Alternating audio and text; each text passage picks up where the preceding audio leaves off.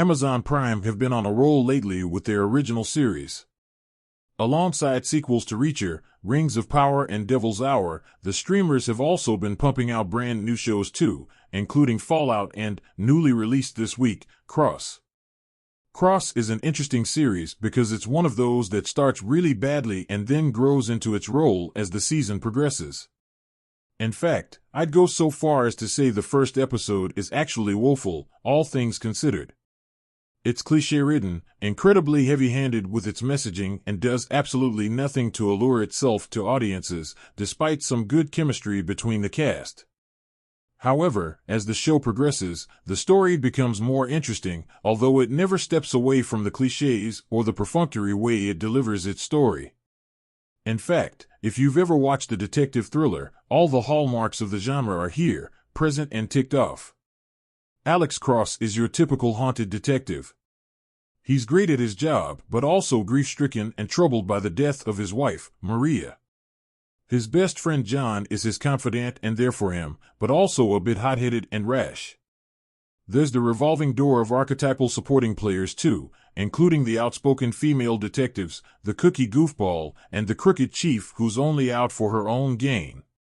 On top of this, we also have extra players here too, including Alex's young kids, his stepmom, Nana Mama, and political bigshot, Ed Ramsey. We pick up here a year after Maria's death, and unfortunately, the past is brought back again when someone seems to know where Alex lives and taunts this death in front of his face. At the same time, we also get the troubling reveal of a serial killer case spread across the 8 episodes. Or, well, 7 really, because the finale dives into the aforementioned stalker case instead. As for the narrative, the dominant plot thread is really a whodunit, while the side quest gig involving the stalking is more of a whodunit. We actually find out who the killer is toward the end of episode 1, only for it to be confirmed properly in episode 2.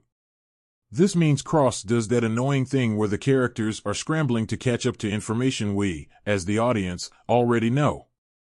While this can work out well and ratchet up the tension, Cross has nowhere near the writing chops to pull off such a swing without it constantly undermining its own tension with long, drawn-out scenes. As a result, a lot of the time we're just waiting for this cat and mouse chase to get underway. The antagonist, who I won't spoil in this review, is bland and your obvious megalomaniac with no redeeming features. They're a sociopath, have a grandiose view of themselves, and are ultimately revealed to be a cartoonish villain that wants to be revered and remembered. The motivations have no sense of nuance, and instead hinge on this person just being mad for the sake of it. While there's nothing wrong with that, given the way this story thread is set up as a whodunit and more of a cat-and-mouse thriller, the show fails to capitalize on the opportunity to brush shades of gray on both Alex and the killer's lives. This is particularly disappointing because for Alex, that is definitely the case. He's called out multiple times for the way he handles situations, including coming in too arrogant or abrasive, and seeing him slowly unhinge and lose himself across the season is easily the strongest part of the whole show. Unfortunately, these strong character moments are undercut by a contrived narrative that parades out a number of tropes we've seen so many times in this genre. It all becomes stale and predictable in the end, right down to the whole crooked cop angle, the main character losing his job only to suddenly get it back thanks to new evidence and a surprising last-minute twist at the end that recontextualizes parts of the story. The twist is actually a good one though, and although it does come off a bit rushed and hastily cobbled together, it works well in the context of the narrative. The trouble is, the show focuses so heavily on the serial killer drama that when it does shift focus on this secondary stalking issue, which is played as a whodunit, it doesn't have anywhere near the weight needed to pull off as an effective deterrent for Alex Cross to overcome. It's not helped by the fact the show uses convenient lightbulb moments which are used so often it becomes farcical and unintentionally funny. Remember what I said about clichés? Well, there's no actual lightbulb that pops up above Cross' head, but there might as well be. The camera zooms and suddenly, echoing voices float around and then Cross bolts upright, eyes wide, as he realizes that he's missed something and the case is blown wide open. When this is used constantly, it devalues the intensity of these reveals, and it's a trap that Cross falls into one too many times. The other trap that this show falls into is with its messaging. I won't go into the political and social aspects here too much, but I will say the first episode in particular is absolutely relentless in the anti-police sentiment it pushes out. There's a consistently slanted message in one direction of the political spectrum, and there's not really much in the way of balance. It also distracts annoyingly from the main narrative, especially as it doesn't work with the motivations for either antagonist in the cases we follow. The episodes that follow are a bit better than the first, and when the story focuses more on the crime and cat and mouse chase, it definitely feels a lot stronger. Part of this stems from the acting chops of Aldous Hodge. He's really solid in this role as Alex, and he has a lot of range. While he starred in films like Black Adam and One Night in Miami, I honestly think one of his best performances is in a low-budget sci-fi flick that came out earlier this year, Parallel. He has excellent range in that, and I'm glad he's getting the chance to show it off in Cross.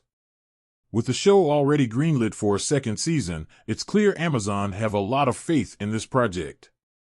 The 8 episodes certainly aren't bad, but they're not particularly great either. This is a trope-filled, cliched crime thriller with all the usual plot beats you'd expect over 8 episodes. The narrative is actually quite disjointed, especially with the 2 cases interwoven messily together, and I can't help but feel the show would have worked more effectively with a slightly shorter runtime but focusing exclusively on one case at a time. Aesthetically, Cross is fine, although there are some scenes that feel like they drag on for far too long, and others still that are way too dark. It's actually quite hard to see what's going on at times during the interior scenes with dark rooms and warehouses, although this is something that plagues a lot of other modern TV shows too. The musical score does its job, but there are a few really odd inclusions in the soundtrack. I'm not sure whose decision it was to include X-Gun Give It To You during the final fight in Episode 8, but it's one of the most bizarre stylistic choices I think I've seen all year. It's right up there with including rap music in the Gladiator 2 trailer.